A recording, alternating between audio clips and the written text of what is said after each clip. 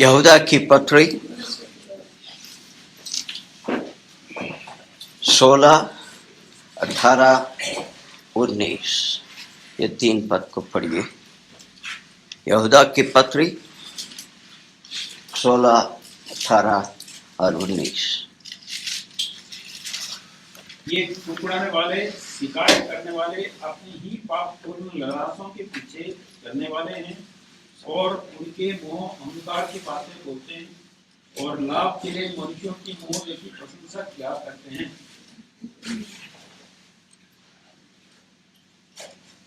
वह तुमसे कहा करते थे, पिछले दिनों में ऐसे ठट्टा करने वाले होंगे जो अपनी भक्ति की अभिलाषाओं के अनुसार चलेंगे।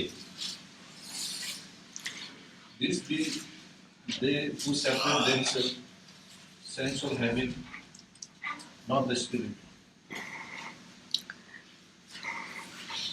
हम ये जो संकट पैदा करने वालों की विषय में पढ़ाई करते आ रहे हैं।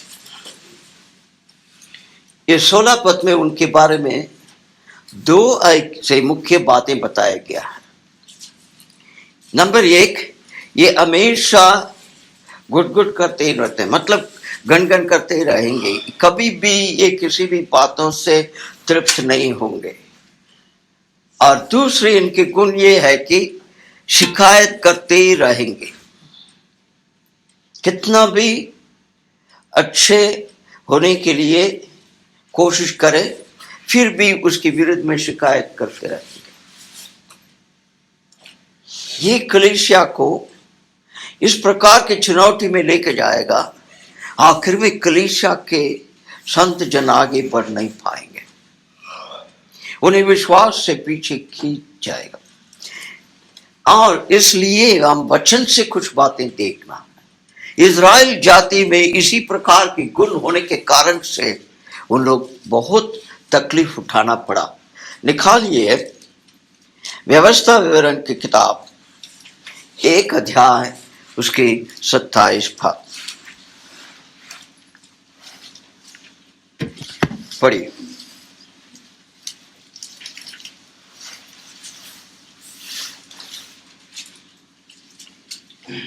अपने अपने डेरे में ये कहकर कुरकुराने लगे, यहोवा हमसे बैर रखता है, इस कारण हमको मिस्र देश से निकाल ले आया है कि हमको एमोरियों के वश में करके मारा सत्यानाश कर डाले। बाहर इनको देखेंगे तो सब कुछ ठीक जैसा था, मगर अपने घर के अंदर क्या करते थे? ये स्वभाव विश्वासियों को भी होता है कलीसिया में। इससे हम बचकर रहना चाहिए, ऐसे लोगों से हम दूर रहना चाहिए। और ये जो है एक किस्म का ये एक बिल्कुल नकारात्मक तरीका का एक चाल चलन है। लूका का 5 अध्याय उसका 30 पद को देखिए।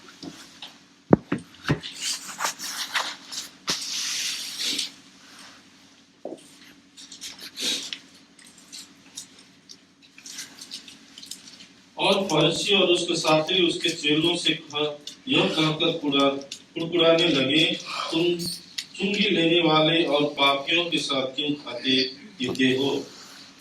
ये लोग ऐसे लोग हैं, आपसे गलती निकाल नहीं सकते हैं तो कुछ न कुछ बातों को लेकर के उसके विरुद्ध में बोलते ही रहेंगे। प्रभु यीशु क्रिस्त के पास उनकी गलतियों को पकड़ नहीं सके और उनके विरुद्ध में कुछ बोल नहीं सके, इसीलिए ये लोग कुछ न कुछ बोलते रहते हैं, ऐसे क्यों करते हैं, ऐसे क्यों करते हैं करके। इसलिए हमें वचन में कुछ सलाह दिया है, उस सलाह को हम पीछा करने से हमारे लिए आत्मिक लाभ होगा। फिलिपी 2 अध्याय उसका 14 पद। फिलिपी 2 अध्याय की 14 पद। सब काम बिना कुड़कुड़ाए और बिना विवाद के किया करो। हर काम, सभी काम हमारे घर में भी हम इस प्रकार के जो कमजोरी से पीड़ित है, कलीसियाओं में भी है।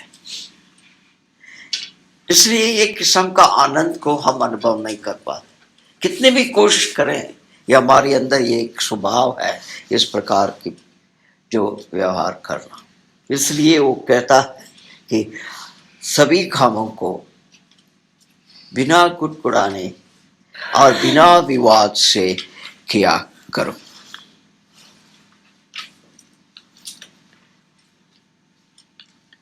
और ये लोग 16 पद में पढ़ते हैं, उनके विषय में और कुछ बात लिखा है। ये लोग अपने ही खुद की लालच में चलने वाले, उसके पीछे चलेंगे। दूसरा तिमोथी 4 अध्याय के 3 पद को पढ़िए।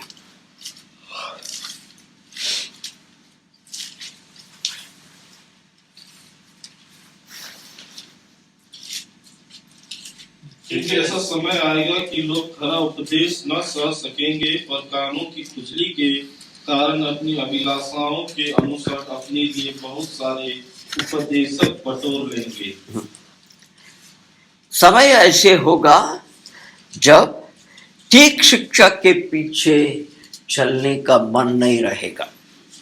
इसलिए ये लोग क्या करेंगे, जो लोग अपनी लालच से चलने वाले होते हैं उनसे संबंध रखेंगे। ऐसे जो लालच से भरे हुए शिक्षकों को साथ में ले लेंगे, क्योंकि उनके कान में हमेशा खुली होता है नई नई बातों को सुनने का। ये वर्तमान समय में ये जो इंटरनेट के माध्यम के कारण से ये बहुत होता है।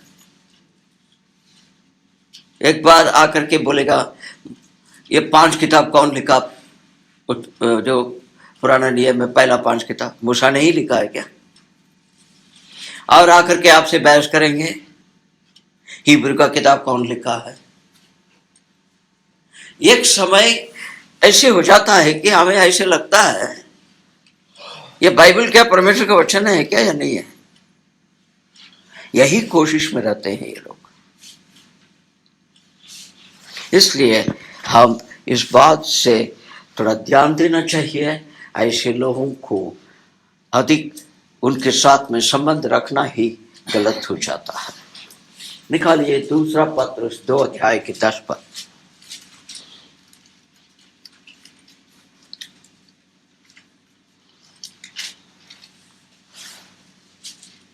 विशेष करके उन्हें जो अशुद्ध अभिलाषाओं के पीछे शरीर के अनुसार चलते और प्रभुता को तुच्छ जानते हैं। ये लोग जो है प्रभुत्व को तुच्छ जानते हैं, मतलब प्रभु के विरुद्ध में भी बोलने के लिए डरेंगे नहीं। प्रभु के सेवक मूसा के विरुद्ध में बोले हैं पुराना नियम में, परमेश्वर के विरुद्ध में भी बोले हैं ये लोग। कितना भी आप इनके लिए करते जाओ फिर भी ये लोग ऐसे ही रहेंगे। ये लोग खुद की जो स्वयं इच्छा से भरे हुए लोग हैं।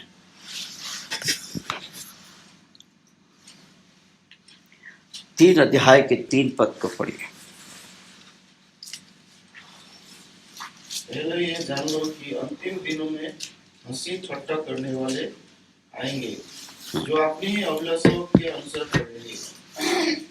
अपने ही अभिलाषाओं के अनुसार चलेंगे। अपने ही अभिलाषाओं के अनुसार ये लोग चलने वाले हैं। सही क्या है गलत क्या है उसकी इनकी कोई फिक्र नहीं है, उसको परवाह नहीं करेंगे ये लोग। इसलिए संत जनों के लिए वचन में समय के अनुसार एक अच्छी सलाह दिया गया है, उसको पीछा करना चाहिए।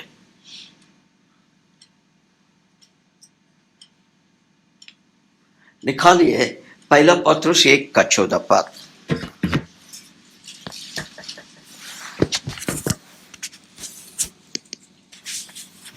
पढ़िए। आज्ञाकारी बालकों के समान अपनी अज्ञानता के समय की पुरानी अभिलाषाओं के सदृश न बनो। पुराने अभिलाषाओं के अनुसार आप अपने जीवन को मत चलाओ। ये जितने भी सकारात्मक या नकारात्मक तरीका की गुण होती है, और इसके नकारात्मक तरीका की गुण को मत रखो करके जो कहा है, वो सब जब हम अंधकार में थे उस समय पर हमारे अंदर भी था। इसलिए वो कहता है कि आप एक आज्ञाकारी संतान की तरह या बच्चों की तरह अपने जीवन को बनाना चाहिए। किसके आज्ञाकारी? परमेश्वर की आज्ञाकारी बनना चाहिए, उनके वचन के आज्ञाकारी बनना चाहिए। पहला पत्रुस 2 अध्याय की 11 पद।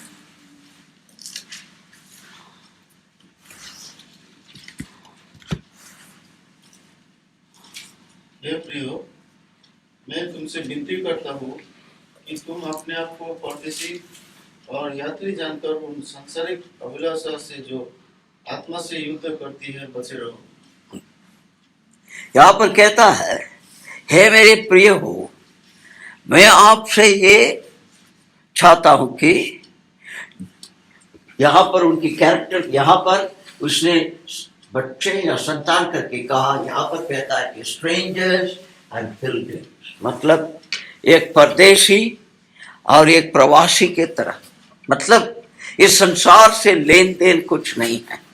उस तरीका से आप अपने शारीरिक अभिलाषाओं से दूर रहो, क्योंकि ये तेरे आत्मा की विरुद्ध में लड़ाई करता।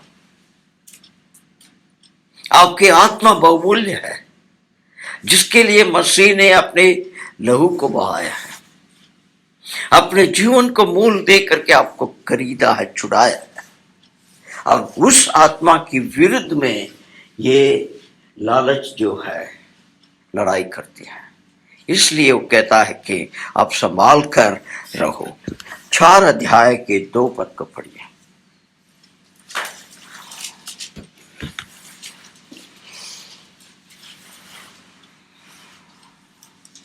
ताकि भविष्य में अपना शेष शारीरिक जीवन मनुष्य की अभिलाषा के अनुसार नहीं, वरन परमेश्वर की इच्छा के अनुसार व्यतीत करे। 14 पद में कहा कि अपने अज्ञानता में आप इस प्रकार के जीवन मत बिताओ। और 2 अध्याय के 11 पद में उसने कहा, आप इस बात को जानना चाहिए, यह आपके आत्मा के विरुद्ध में लड़ाई करता है। अब 4 अध्याय के 2 पद में कहता है कि आप अपने जीवन की बचे हुए समय को शरीर की अभिलाषाओं के लिए नहीं, मगर परमेश्वर की इच्छा के लिए जीना चाहिए। इसलिए हर मोड़ पर परमेश्वर की इच्छा को जानना अवश्य होता है, मगर वो इतना आसान नहीं है, क्योंकि हमारे अंदर खुद की इच्छा जो है, बहुत समय परमेश्वर की इच्छा यही है करके वो अपने रूप को बदलकर आपको समझाएगा। इसीलिए हर समय प्रार्थना से, धीरजता से चलना चाहिए। एक बात विचार करके देखिए, यरीको शहर के विरुद्ध में लड़ाई करना था। अब परमेश्वर ने उनको क्या करने के लिए कहा? पहले दिन ही लड़ाई तो नहीं थी, दूसरा दिन भी नहीं था।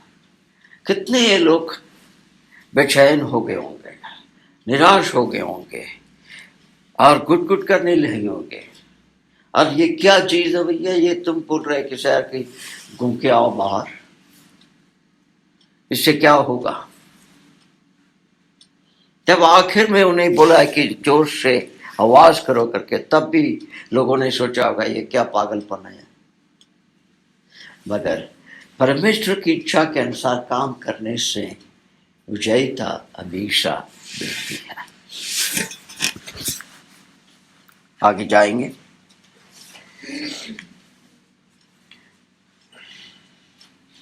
सोलह पद में लिखा है कि ये लोग बहुत बड़े बड़े बातें करने वाले लोग हैं।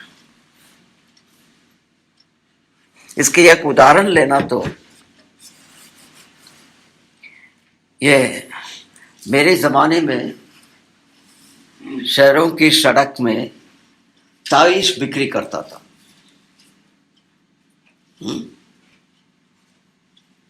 उसके बातों को आप सुनते रहेंगे तो 2 घंटा हो गया तो भी आपको वहां से निकलने के लिए मन नहीं होगा। ऐसे बातें करेगा, बोलते ही जाएगा, बोलते ही जाएगा। ऐसे कलीसिया में भी बहुत से लोग बड़े बड़े बातें करने वाले लोग हैं, इनसे बचकर रहना चाहिए। ये लोग गड़बड़ करने वाले लोग हैं। उनके बारे में वचन क्या कहता है इसे देखेंगे। भजन संगीत 17:10।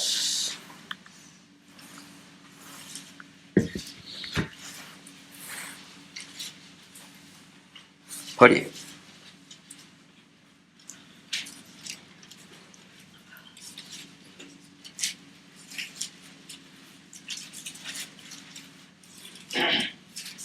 उन्होंने अपने हृदयों को कठोर किया है, उनके मुंह से घमंड की बातें निकलती है।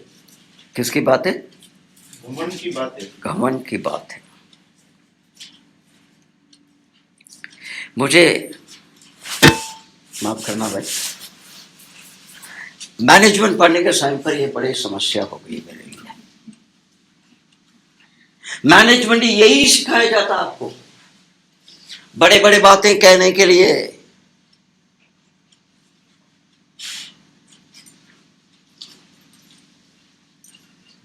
जो आप है ही नहीं है वो आप है करके आपको समझाकर आपको बढ़ाया जाता है। ये बहुत समस्या हुआ मुझे। ये कैसे हुआ? क्योंकि उनकी यही है कि मनुष्य को आकर्षण करके उनसे संबंध रख करके बिजनेस करना। तो कुछ भी करेंगे। इस प्रकार के विश्वासी लोग नहीं होना चाहिए। इसका उदाहरण और भी दे सकते हैं, मगर फिर वो व्यक्तिगत हो जाएगा। दूसरा पत्रस 2 अध्याय के 18 पद।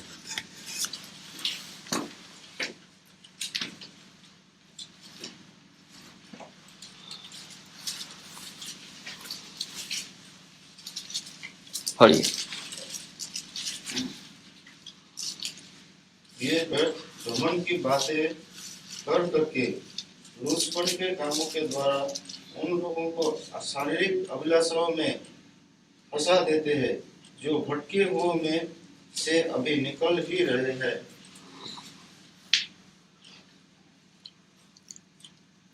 जो लोग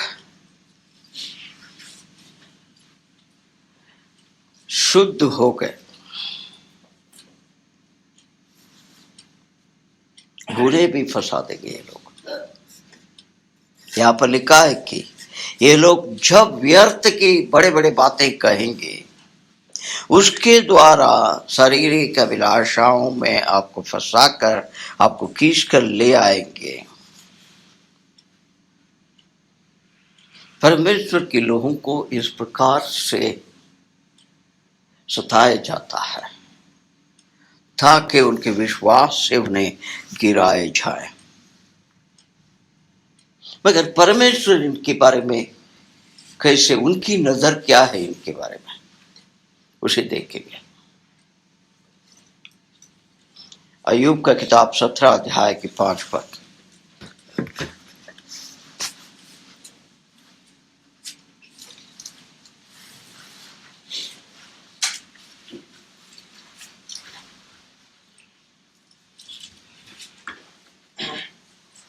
जो लूट के भाग के लिए अपने मित्रों को चुगली खाता है, उसके लड़कों की आंखें अंधा हो जाएगी।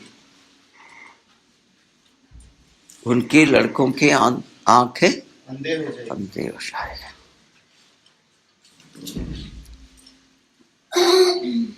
मतलब ये बड़ी गंभीर समस्या है। इस प्रकार की बातें नहीं होना चाहिए। सही बातों को बोलने के लिए मसीह लोग सीखना है। इसलिए मसीह के अंदर एक हमेशा लड़ाई चलेगी। बिजनेस और संत जन ये दोनों का कैरेक्टर मिलना बहुत मुश्किल हो जाता है। आप सच्चाई को बोलेगा तो कोई खरीदेगा नहीं।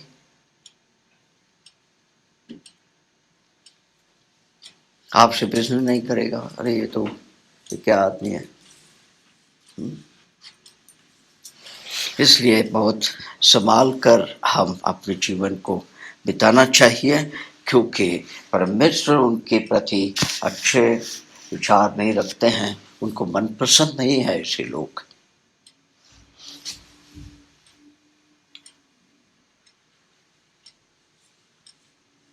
सोलह पद पढ़िए, 16 पद को यहूदा के।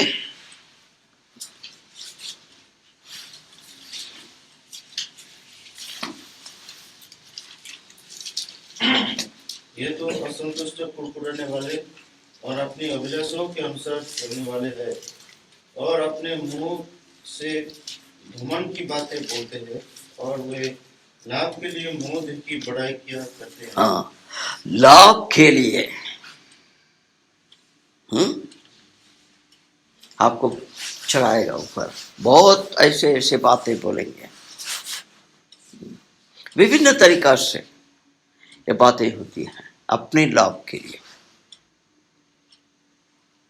जब कलीसिया के अंदर ऐसे जब देखते हैं तो कैसे लगता है? यह प्राय सभी जगहों में आपको दिखने को मिलेगा। अरे आप क्या है, आप ऐसे प्रचारक हैं।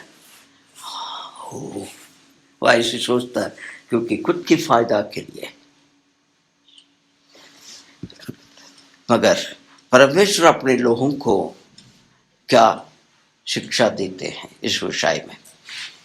निकालिए लेवी का किताब 19 अध्याय उसके 15 पद।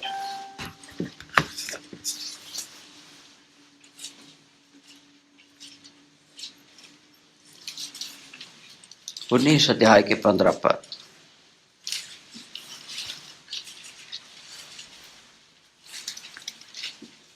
न्याय में कुटिलता न करना, और न तो कंगाल का पक्ष करना, और न बड़े मनुष्यों का मुंह देखा विचार करना, एक दूसरे का न्याय धर्म से करना। नीति वचन 28 के 21 पद।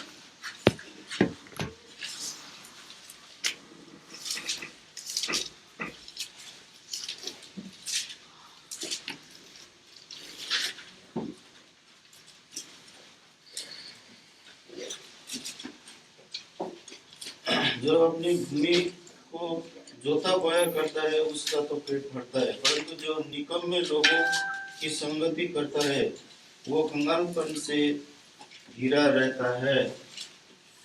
पक्षपात करना अच्छा नहीं, और यह भी अच्छा नहीं कि रोटी के एक टुकड़े के लिए मनुष्य अपराध करे। रोटी की एक टुकड़ा के लिए मनुष्य अपराध करे। अपराध नहीं, ये बात है। खुद की फायदा के लिए इस प्रकार से नहीं होना चाहिए। जिनको आदर देना है, जिस विषय के लिए आदर देना चाहिए वो देना चाहिए, मगर खुद की फायदा के लिए इस प्रकार से काम करना ठीक नहीं है। इसलिए परमेश्वर अपने लोगों से क्या चाहते हैं?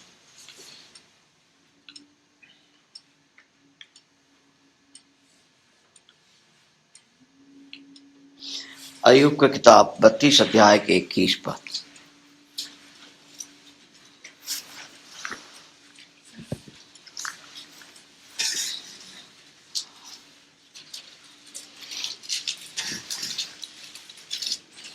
न मैं किसी आदमी का पक्ष करूंगा, और न मैं किसी मनुष्य की चापलूसी करूंगा, क्योंकि मुझे तो चापलूसी करना आता ही नहीं तो मेरा सिरजनहार क्षण भर में मुझे उठा लेगा। ठीक ट्रांसलेशन ना, मैंने बराबर नहीं सुना। मैं किसी आदमी का पक्ष ना मैं किसी आदमी का पक्ष करूंगा और ना मैं किसी मनुष्य की चापलूसी करूंगा, क्योंकि मुझे तो चापलूसी करना आता ही नहीं तो मेरा सृजनहार क्षण भर में मुझे उठा लेता। ना मैं किसी आदमी का पक्ष करूंगा और ना मैं किसी मनुष्य को चापलूसी की पदवी दूंगा। पदवी। ये बातें पढ़ने के समय पर मुझे एक बात याद आई, ये मेरे ही संबंध बात है। एक कलीसिया में कुछ सालों के पहले मैं जाने का समय पर, ये मैं पहले भी एक बार बोल चुका, मुझे स्वागत किया गया। हाँ? प्रभु को भविष्यवक्ता हमरा और रघुदारी आया कुछ साल के बाद में रघुदाई आया, कुछ साल के बाद में रघुदाजू आया, कुछ साल के बाद में वो रघु आ गया क्या? देखे क्यों?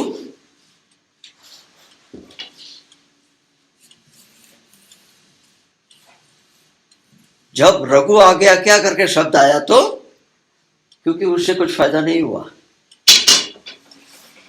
यह सच बात होती है हर कलीसियाओं में। ये मैं मेरा ही उदाहरण लिया ताकि किसी का कुछ दुख दोष नहीं लगे, ये हकीकत है। इसलिए संत जन, इसलिए तो प्रभु ने अपने चेलों से बोला, लोग जब भी तेरा प्रशंसा करेंगे तो संभाल कर रहो, तुम्हें गिरा देगा। Beware when men praise you। इसलिए ऐसे गुण होना ठीक नहीं है। इसलिए तो अय्यूब ने प्रार्थना किया, उसकी कहना की बात यही थी। अब आगे जाइए, 1 तिमोथी 6:5 पर।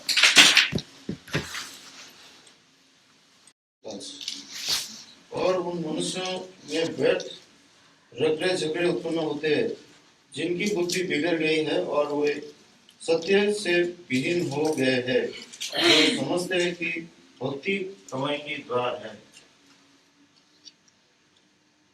बाकी और संतोष से भक्ति बड़ी कमाई है। बाकी ऐसे लोगों से अलग रहो। वो नहीं, वो है। और उन मनुष्यों में व्यर्थ रगड़े झगड़े उत्पन्न होते हैं, जिनकी बुद्धि बिगड़ गई है और वे सत्य से विहीन हो गए हैं, जो समझते हैं कि भक्ति लाभ का द्वार है। ऐसे लोगों से बच के रहो। हाँ, वो नहीं है। ये मुख्य बात है, यही वहां पर मुख्य है। आप उनसे बचकर रहो।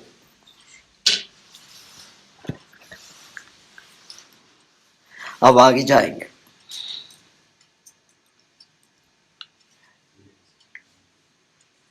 मॉकर्स, तख्ता उड़ाने वाले, और ये लोग भक्तिहीनता से भरी हुई लालच के पीछे चलते जाते हैं। उनके स्वभाव और उनके काम किस प्रकार से होते? प्रेरित 20 अध्याय के 29 पद।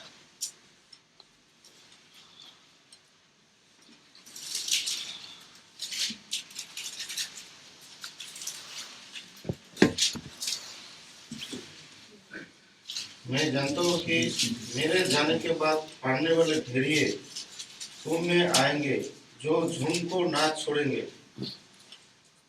बहुत किस्म से तरीका को प्रयोग करके तुझे नाश कर देंगे। इसे याद रखना चाहिए। छोटे बच्चों के जो स्कूल की किताब में भी ऐसी कहानियां होती हैं। हाँ? वुल्फ ने क्या किया, ये क्या किया, वो क्या किया करके। इस प्रकार के लोग बहुत कलीसिया के अंदर प्रवेश कर देते हैं। इसलिए हम सतर्क रहेंगे तो उनसे बचकर रह सकते हैं, नहीं है तो उनसे नुकसान जब होगा तब वो देरी हो जाएगी और सुधार करने के लिए बहुत मुश्किल होगा। पहला तिमोथी 4 अध्याय के 1 और 2 पद। परंतु आत्मा स्पष्टता से कहता है कि आने वाले समय में कितने लोग भरमाने वाली आत्माओं और दुष्टात्माओं की शिक्षा पर मन लगाकर विश्वास से बहक जाएंगे। यह उन झूठे मनुष्य के कपट के कारण होगा जिनका विवेक मानो जलते हुए लोहे से दागा गया है, जो गरम किया हुआ लोहा आपने देखे ना, लाल रहता है, उससे जैसे अपने विवेक को ये लोग छेद लिया हो, ऐसे होंगे ये लोग। झूठ को पाखंडीपन से बोलते हुए जाएंगे ये लोग। प्रेरित 20 अध्याय के 29 पद तो हमने पढ़ चुके हैं। अब आगे जाइए, उनके अंत कैसे होगा ऐसे लोगों का।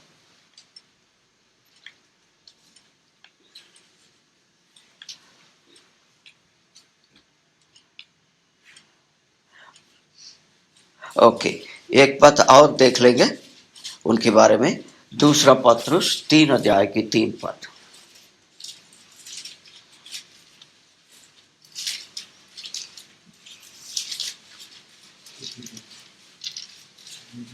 पहले ये जान लो कि अंतिम दिनों में हंसी ठट्टा करने वाले आएंगे जो अपनी अभिलाषों के अनुसार चलेंगे। ये आपको ये बात, अब कुछ पदों को जो है दोबारा विभिन्न समय में देख रहे हैं इन दिनों में, मगर इन अंतिम में लिखी हुई बहुत सारी चिट्ठियों में ये सब चेतावनी बार बार संत जनों को दिया गया। इसका मतलब पहला शताब्दी से ही इस प्रकार की समस्या शुरू हो चुकी है। अब इतने साल के बाद में कलीसिया के अंदर कितना समस्या उत्पन्न हो सकता है और रह सकता है। इसलिए हम सतर्क रहना चाहिए। इनकी अंत कैसे होता है, परमेश्वर इसको भी कहते हैं। 3 अध्याय के 13 पद। 2 तिमोथी 3 अध्याय के 13 पद। और बहकाने वाले धोखा देते हुए और धोखा खाते हुए बिगड़ते चले जाएंगे। ये लोग दुष्ट लोग हैं और ये दूसरों को जो फंसाने वाले लोग हैं, और ये लोग जो है जैसे समय जाते जाएगा खराब से खराब होते जाएंगे, ये दूसरों को धोखा देते जाएंगे और अंत में खुद भी धोखा खाएंगे।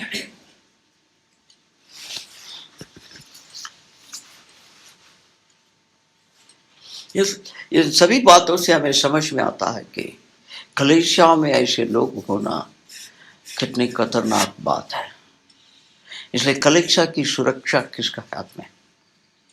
संत जन इस पर ध्यान देना चाहिए, परमेश्वर के सामने प्रार्थना करते रहना चाहिए ऐसे लोग अंदर प्रवेश नहीं करें।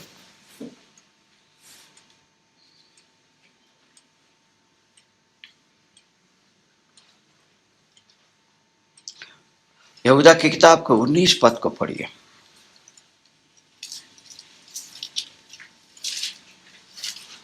ये वे हैं जो फूट डालते हैं, ये शारीरिक लोग हैं जिनमें आत्मा नहीं है।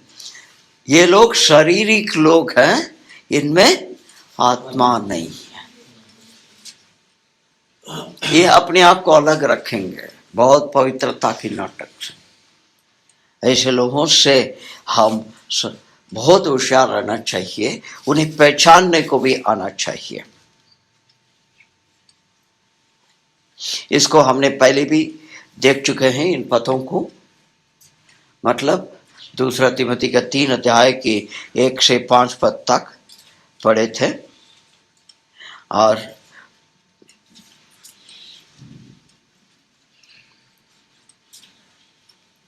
दूसरा तिमोथी 3 अध्याय के 1 से 5 पद तक हम पहले भी पढ़ चुके हैं, इसलिए दोबारा नहीं पढ़ेंगे।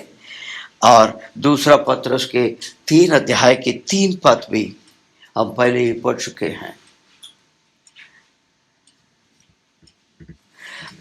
इसलिए अभी दोबारा उसको पढ़ने की जरूरत नहीं है। मगर ये लोग क्या करते हैं? 4 पद को पढ़िए, यहूदा की 4 पद। क्योंकि कितने ऐसे मनुष्य चुपके से हमें आ मिले हैं, जिनके इस दंड का वर्णन पुराने समय में पहले ही से लिखा गया था। वे भक्तिहीन हैं और हमारे परमेश्वर के अनुग्रह की दुष्फल में बदल डालते हैं और हमारे एकमात्र स्वामी और प्रभु यीशु मसीह का इनकार करते हैं। ये लोग 2 ऐसे खतरनाक काम करते हैं। एक है परमेश्वर के अनुग्रह को क्या कर लेते हैं, किस में बदल जाते हैं?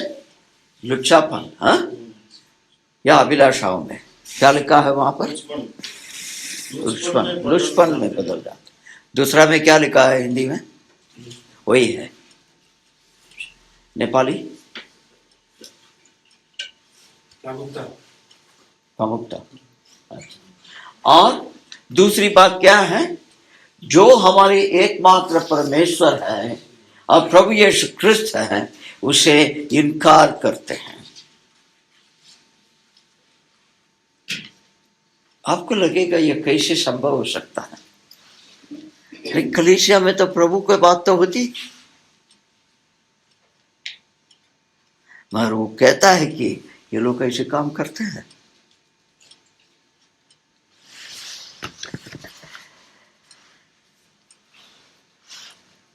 यहां पर पहला ये लिखा है कि परमेश्वर के अनुग्रह को, परमेश्वर ने हमें अनुग्रह दिखाकर हमसे क्या चाहा, उसे हम जानना चाहिए। तीतुस का किताब 2 अध्याय की 11 और 12 पद। क्योंकि परमेश्वर का वो अनुग्रह प्रकट है जो सब मनुष्य के उद्धार का कारण है और हमें चेतावनी देता है कि हम अभक्ति और सांसारिक अभिलाषा से मन फेरकर इस युग के संयम और धर्म और भक्ति से जीवन बिताए। परमेश्वर के अनुग्रह जो हमें दिखाया गया, उससे 2 मुख्य काम होता है करके कहा। एक है उद्धार लेके आता, एक आत्मा को अंधकार से बचाकर उसे ज्योति पर लेके आता है, मृत्यु से उसे छुड़ाकर जीवन में प्रवेश कराता है, परमेश्वर के अनुग्रह। और उसके बाद में वही अनुग्रह हर प्रकार की भक्तिहीनता जितना भी है उसे इनकार करने का और संसार के अभिलाषाओं से, लालच से दूर रहने का, और हम एक समय के जीवन बिताना चाहिए और धार्मिकता के जीवन बिताते हुए भक्ति में बढ़ते हुए जाना चाहिए इस वर्तमान संसार में। आज की इस वर्तमान संसार में इस प्रकार से जीवन बिताने के लिए हमें परमेश्वर का अनुग्रह दिखाया गया है, सिर्फ उद्धार के लिए नहीं। हम मसीह जीवन ठीक बिताने के लिए भी वही अनुग्रह दिया गया। मगर यह अनुग्रह तो परमेश्वर ने हमें दिखाया, अभी भी दिखा रहे हैं, और इसके द्वारा वो यही चाहते थे कि हम धार्मिकता की जीवन बिताएं, भक्ति से भरी हुई जीवन बिताएं इस वर्तमान संसार में। मगर असलियत में क्या हुआ? 2 पत्रुस 2 अध्याय की 1 से 3 पद, ये पहले भी पढ़े हुए हैं, फिर पढ़ेंगे। जिस प्रकार उन लोगों में झूठे भविष्यवक्ता थे, उसी प्रकार उनमें भी झूठे उपदेशक होंगे, जो नाश करने वाले पाखंड का उद्घाटन छिप कर करेंगे और उस स्वामी का जिसने उन्हें मोल लिया है इनकार करेंगे और अपने आप को शीघ्र विनाश में डाल देंगे। बहुत से उनके समान लुचपन करेंगे, जिनके कारण सत्य के मार्ग की निंदा की जाएगी। वे लोग के लिए बातें गढ़कर तुम्हें अपने लाभ के कारण बनाएंगे, और जो धन की आज्ञा उन पर पहले से हो चुकी है उसके आने में कुछ भी देर नहीं, और उसका विनाश उगता नहीं। यहां पर क्या लिखा है कि पुराना समय में झूठे अगम वक्ता होते थे, ठीक है, और ऐसे ही आने वाले दिनों में भी झूठे अगम वक्ता लोग होंगे। मतलब इन्हें झूठे शिक्षक के रूप में बताया गया है। और ये लोग क्या करते हैं, उनके काम से लोगों को आकर्षित करके उन्हें उनके विश्वास को विचार देते हैं, और उसके द्वारा जो सच्चाई है उसकी विरुद्ध में बोला जाता है। प्रभु यीशु ख्रिस्त के विरुद्ध में बोला जाता है, मसीह विश्वास के विरुद्ध में बोला जाता है, वो जो बाइबल हम पढ़ते हैं बाइबल के विरुद्ध में बोला जाता है। इस प्रकार से होता है। और आखिर में ये लोग यह अज्ञानता से भरी हुई ये विश्वासियों को क्या कर लेते हैं, एक दुकान में जो खरीद सकते हैं कोई भी सामान या चीज, उस प्रकार के एक मर्चेंडाइज बना देते हैं आपको।